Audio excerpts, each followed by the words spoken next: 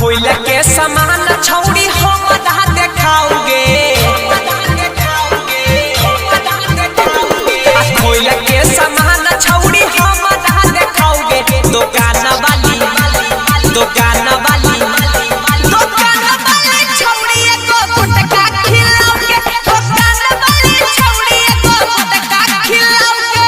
राजनिवास चाहिए कोई भी मोला लाओगे आगे शर्मावे छिके राजनिवास चाहिए कोई भी मोहल्ला लाओगे दुकान वाली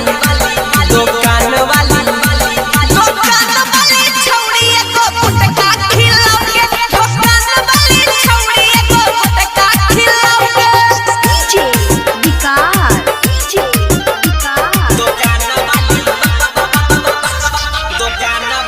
मटियार कला सीतामढ़ी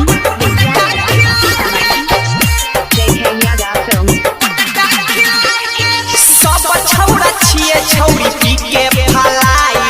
10-5 दे के सामान लेबो काई ये छौड़ी सामान लेबो काई सब छौड़ा छिए के पी के फलाई 10-5 दे के सामान लेबो काई ऊपर लहट कोई ने छिफाड़ के चिखाओगे दुकान वाली छौड़ी एको गुटका खिलाओगे दुकान वाली छौड़ी एको गुटका खिलाओगे दुकान वाली छौड़ी एको गुटका खिलाओगे डीजे विकार दुकान